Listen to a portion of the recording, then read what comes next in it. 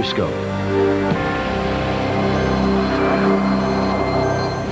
Well, another storm is poised to hit the Pacific coast, bringing with it high winds, heavy rain, and mountain snow. Meanwhile, the Southwest is getting a break from the wet weather. Good afternoon to you, and welcome to WeatherScope. I'm Bob Stokes. And I'm Mike Bono. There's a wide area of precipitation over the northeastern corner of the nation. Wintry weather caused some travel problems in New England, definitely, like New Hampshire. The northeast storm walloped Concord, New Hampshire with sleet this morning, and police tell us that their main concern has been flooding. Road crews are out and about today trying to clean up the streets. The sleet caused some cars to slip off the road and other fender benders, but nothing serious. When you get that snow or heavy wet snow and sleet coming on in, it kind of clogs up the drains and doesn't allow the water that falls on it later when it turns to rain to drain off, and that can cause flooding problems. And then the worst thing, if you have grown up in that part of the country and remember the past, is when it gets cold and freezes up and then you just have an ice jam all over the place. But that's not the case in Concord now. It's just not going to get that cold, and your water should drain off before it goes below freezing again. But we have a lot of rain now moving into southern Maine, snow in the northern parts of Maine. I did see one report of up to 7 inches of snow in northern New Hampshire overnight. So we've got a bit of a winter storm going on to the north, and really not too many problems as you go on further south. You can see the pressure gradient now, but this high is giving up the battle, and that means the warm air is coming on up from the subtropics all the way into central New England, but not giving up without a fight. And the pressure gradient, the squeeze play between high and low, bringing your winds up almost to 60 miles an hour at Matinicus Rock observing point right now. And we did get up close to 60 at Buzzards Bay in Cape Cod in the pre-dawn hours of this morning. That's miles per hour, and that's a lot of wind. But things are now drying out from the Delaware coast down to Virginia, and it doesn't look like you have to worry really in Norfolk and down I-95 in North Carolina. You do have to deal with some rain in Ohio, rain and not snow, and everybody says better than snow, especially when it comes to driving and shoveling. From Watch Hill, Rhode Island into Eastport, Maine, we have gale warnings, and those gusts to near 60 would be storm force, but they're not widespread enough to have a storm warning right now. As Bangor chimes in with 36, Caribou 34, we've been getting a mixture of precipitation in Aroostook County.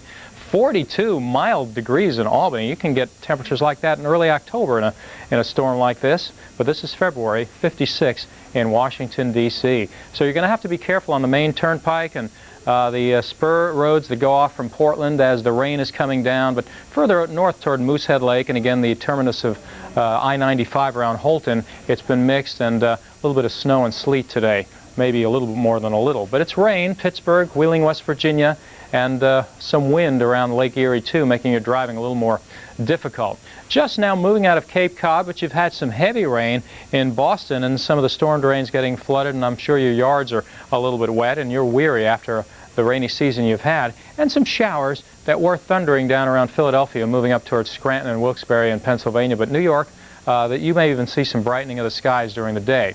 Not in Pittsburgh, looks pretty gloomy out to Cleveland, and we've had lake wind warnings, or not wind, but the water has been coming up, lake effect flooding, as that water sloshes all the way down on those northeast winds, and some serious flooding around Toledo.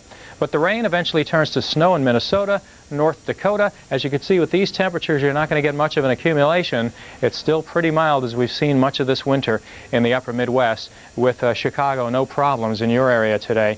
Detroit, it looks like it's finally moving away from you, as we've got the video out of Dearborn Heights. This is not sleet, folks. It's not snow. It is water on the roads, and that has been more of a problem, ironically, in the upper Midwest than anything else recently. The south, though, a very gloomy day in Atlanta, disappointing. With westerly winds, you usually get clearing, but there's a lot of cloudiness around.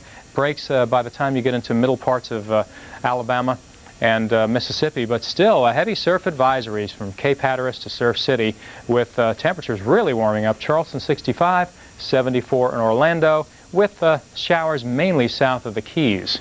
Now back to Bob. He's going to talk about the west. I am Mike. Thanks a lot. Get ready for another Pacific punch. High winds and heavy rain are ready to hit Washington, Oregon, and Northern California. Let's take a look and see what's going on. There's a look at Florida, but we'll hop over to the west, and you can see a system headed toward Vancouver Island, or at least to the northwest of Vancouver Island. That's bringing some wet weather to Seattle, Hoquiam, Washington getting wet, so be careful along I-5. And as a part of this system, there's going to be an upper level wave that's going to come in and bring a good chance of rain all the way down to about the northern two-thirds of California tomorrow. All the while, a low pressure area has been bringing several inches of snow to the highlands of New Mexico and Colorado. Even in Colorado Springs, you're seeing some light snow now, as well as Las Vegas, Nevada, or Las Vegas, New Mexico, excuse me. And then you see the wet weather in Amarillo. There's a look at the system here. It's moving toward the northwest of Vancouver Island, and there's the energy producing the rain. But the winds are going to be picking up tomorrow with that upper level disturbance coming in, and that's what will slosh that Pacific moisture all the way down to the Bay Area tomorrow, certainly. Right now it's Seattle and Portland getting wet, so take care today, and you can see the travel along I-5 between those two metro areas on the wet side. There's a look at some snows in Colorado Springs, and generally some significant snows in the San Juan and Sangre de Cristo Mountains. It's not the snowstorm of the century, but we do have some snows coming down under this green in Las Vegas, Nevada. And there's a look at that spin. It's an upper